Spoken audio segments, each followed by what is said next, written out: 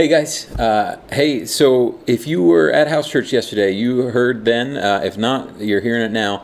We are changing up the way that we do teaching at Antioch. For the last several years, we've recorded sermons like this on video and then play them at the house church, read through the passage, and discuss. What we would like to move towards is that we could release study materials in the week leading up to the house church, and that way spend less time at that gathering trying to teach, trying to unpack the topic, because that teaching has already taken place throughout the week. So yesterday, if you were at house church, you went home with a sheet, sort of a prompt guide of how to dissect this passage in John chapter 13, this sermon now, and then we'll release a podcast later on this week. The idea is just that throughout your week that you would keep coming face to face with this text. You would have to read through it, pray through it, think it over, answer some maybe tricky questions, wrestle with that text. And then when we get together in our house churches, it's less time doing that and more time worshiping the God who wrote it, more time praying together, more time bearing one another's burdens, more time discussing, and kind of, if you've got those questions that just won't go away, more time to wrestle with those together with the church. So that's what we're trying now.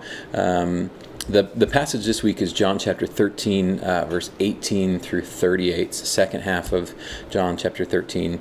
And I've just got a couple quick thoughts on that. If you haven't read it yet, I'm going to have you pause the video, go and read John chapter 13, verse 18 through 38, and then we can start again. Okay?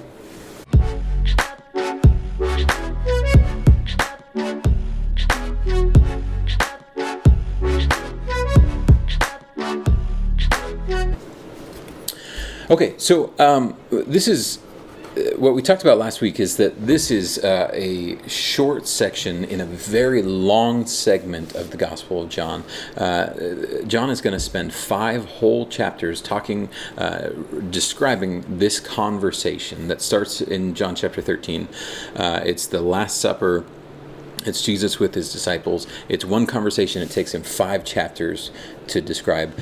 For comparison's sake, it takes him 2 chapters to describe Jesus' death, burial, resurrection. The super interesting part. This conversation takes him 5 chapters, and it starts with him sitting down with his friends at the Passover feast. And in this segment now in John chapter 13, verse 18 through 38. He's going to have 2 confrontations with 2 of his disciples, and I think that we learn a lot about Jesus from it. Last week, a lot of the conversation was like, how could Jesus do this? How could he sit down with Judas, knowing that Judas was going to betray him? Just the amount of discipline that's required to go through with that kind of dinner. I've had some awkward meetings in my life, but nothing with somebody that was literally about to have me killed. So I want for that to be kind of in the back of your mind. So let's just start with in defense of Judas. I think it's important for us to remember this is a human character, and all of my human failings or your human failings were present in him. All the same fears and doubts and insecurities and shortcomings. In his defense, Judas was expecting a specific type of Messiah, an earthly king. In fact, all the disciples were. They were all like the triumphant entry as they're coming into Jerusalem. The only thought in their minds would have been, this is what happens when God's promised king comes in and he sits down on his throne. And in order for him to be on the throne, he's going to kick everybody else out. He's going to end the reign of the Romans. And so this is what Judas is expecting from his king. But on their way into town, even maybe right before the triumphant entry, he would have had to have seen what happens if they fail. because Romans, one of the interesting things about crucifixion is it was meant to be a deterrent. Like if you see somebody get nailed up on a tree and bleed to death publicly while like being mocked by the worst sort of people, the only sort of people that go out to a public execution are the worst sort of people. If you see that happen, it makes you much less likely to do that criminal activity that you were about to do, right? It's a deterrent. And so as Jesus and his disciples marched into town, they would have seen lots of crosses. It's estimated that the Roman Empire was crucifying sometimes 1,000 people a day throughout their territory. Okay, and Jerusalem was full of revolutionaries. Lots of people want to take a crack at the Romans. So Judas would have seen these crosses, criminals hanging on them, and a thought would have come into his mind. Maybe this isn't going to work. Like, I like Jesus, but maybe he's going to end up on one of those. And maybe I need to get some distance before he does. Judas couldn't stomach the terror of what happens if they fail. And so he figured if he betrayed Jesus, he'd at least make some money, he'd at least be spared from death. In his defense, he probably didn't think it was going to work. He probably didn't think that Jesus was the Messiah as we know him, God's chosen instrument, not only to free the Israelites from the Romans, but to free all of mankind from our truest enemy. Some have theorized that Judas didn't know who Jesus really was, but he thought that he was helping him. That when Jesus was arrested, they would have to release him because he had committed no crime. And so maybe Judas thought, all right, if I get him arrested, they'll shake him down, maybe they'll beat him a little bit, but he'll realize this is a terrible idea, and he'll go back to Galilee, and we can do the ministry thing there. And Judas loved Jesus' ministry because it made him rich. And so whether that's true or not, Judas did not want to go through with what this was, but Jesus had no such delusions that his ministry was going to end in anything other than death. He knew that this was going to end on a cross. Okay, and so John 13 talks about that at the beginning. Jesus knew that the time was now, and he had come from the Father. He was going back to the Father, and so he knew that this was his last meal. So he says, somebody's going to betray me. One of you is going to betray me. And Peter wasn't close enough to Jesus to ask him himself. And so Peter asked John, and John leans back on Jesus, and he goes, who is going to betray you? Jesus goes, the one whom I give this bread to, dip bread.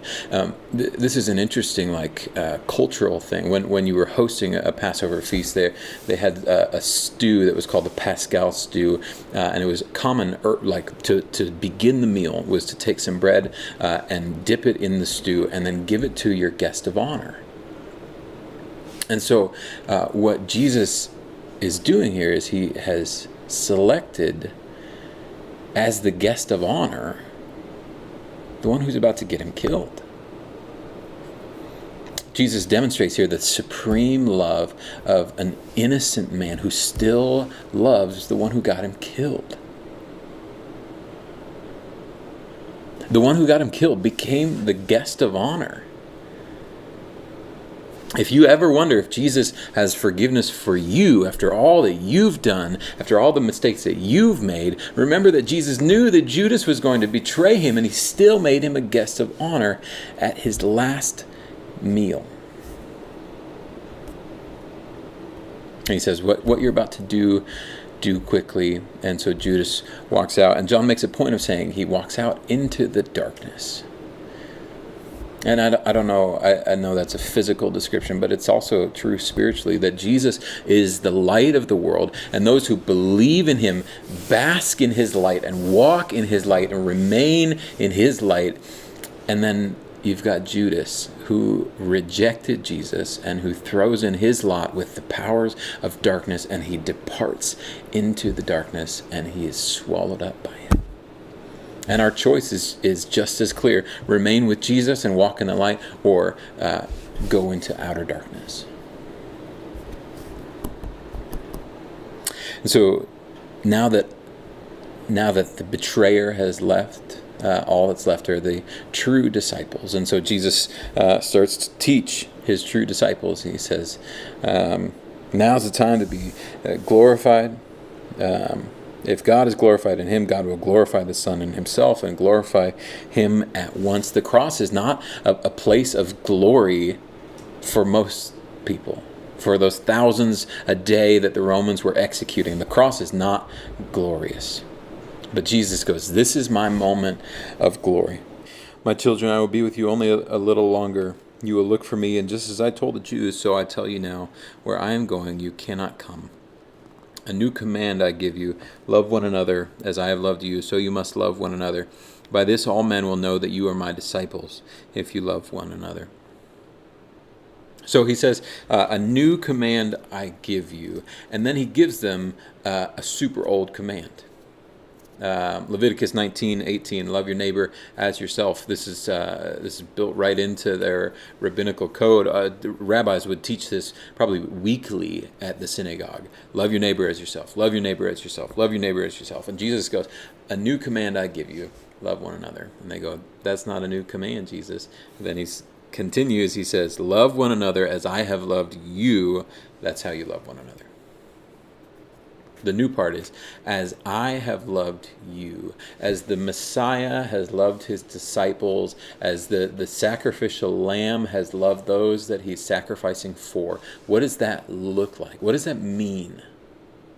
There's this is built into your discussion prompts that you took home, and I think it's worth just settling on for a while. It's worth wrestling with. What does this mean?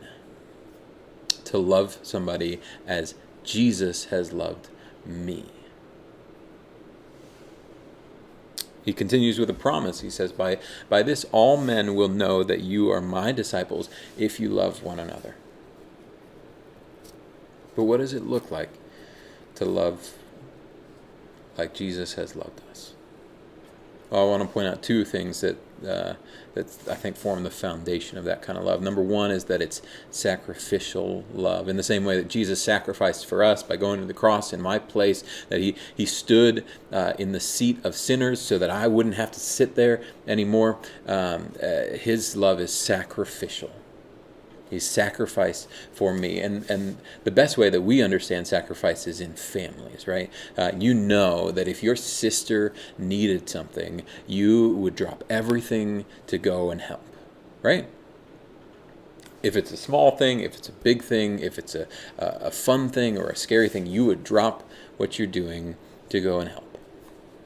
You know that if your child was in danger, you would willingly throw yourself in front of a train or in front of a bullet to protect them.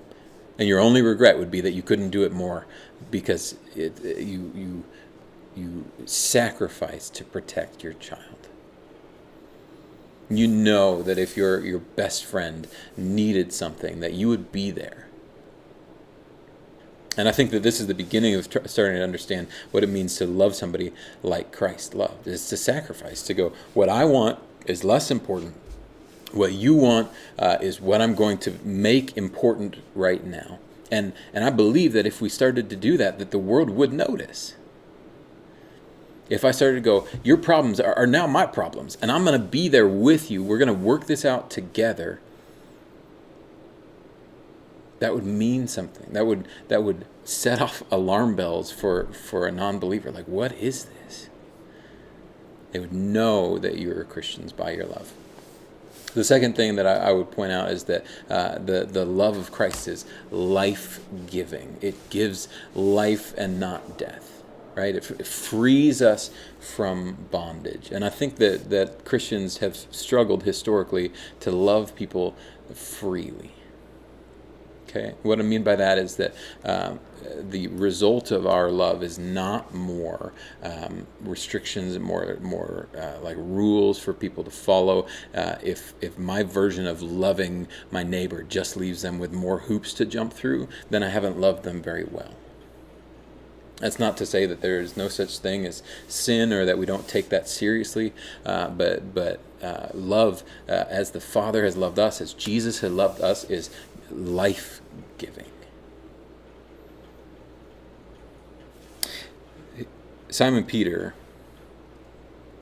breezed right over what Jesus had to say about love, and he started to go, where are you going?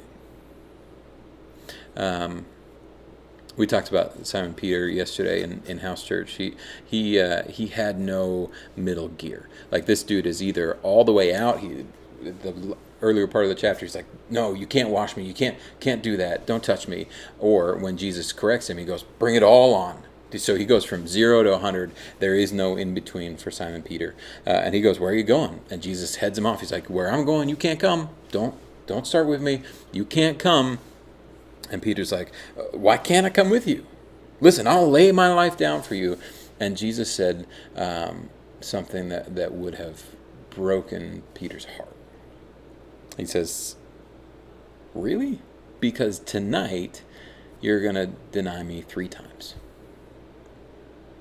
Before the night is over, you will abandon me 3 times. I think that if Peter believed that dying was part of the plan, he probably would end up on a cross just like Jesus. He would probably right next to him, because he didn't know how to step back and observe. But he didn't think that dying was part of the plan. And so, just like Judas was a real person with real fears and insecurities and doubts, see Peter as just imagine his confusion, his tangle of emotions. These are real people that Jesus has invited into his story, and it's messy. Brothers and sisters, don't be discouraged if your story is messy, because Jesus walks right into the middle of that. And even though he's betrayed by one friend and disowned by another, Jesus doesn't look to the right or the left. He doesn't get off track. He continues on his course. He knew actually that all of his disciples would leave him. There would be only one at the foot of the cross. He knew that by the end he would be alone. The weight of the entire world on one man's shoulders. But that is why he came, and he willingly stepped into that. Maybe when you read a story like this, all you can see is the betrayal. And you've been hurt by somebody before. A friend has betrayed you, or like Peter has abandoned you when you were in need. And I just want to remind you of the steadfastness of our Christ, that Jesus is the one who doesn't leave or forsake or betray you, but walks with you, who is your steady rock. Personally, I've walked through depression. Many of my friends here in Antioch are constantly feeling just beleaguered and isolated. And where will my help come from? And Jesus is that rock in trouble. And maybe you don't see him, and maybe you don't know that he's there, but he's there. Maybe you're the type of person who reads this passage and you identify with the coward who all he could see was, this isn't going to end well, and so I'm gonna take mine and get out while I can. And to you, I would just encourage you: the Messiah is not who you think he is. His kingdom is not an earthly kingdom, and his reign is not going to end when his heart stops beating.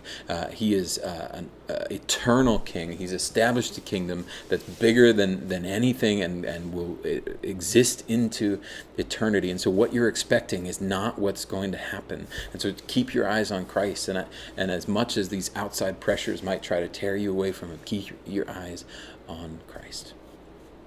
And maybe you would read this and you would identify with Peter, the coward. That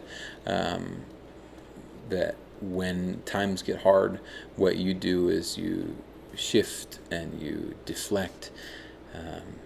You don't want to get pinned down into something. But what Peter would discover on Easter Sunday was that there are some things that are worth pinning all of your hopes on.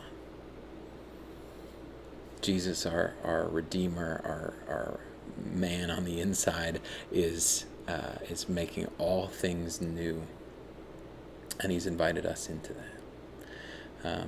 It's worth pushing in all your chips. and going, I'm not going anywhere. I'm with you wherever it leads. Jesus, I'm with you. So, I am praying for you this week as you unpack this scripture for yourself. I hope that you see the words of life here, and that the Holy Spirit would open up your mind and would just transform your week by the reading of the Word. Love you, church, and we'll see you on Sunday. You're not dismissed. I almost forgot. You're not dismissed, but you're sent.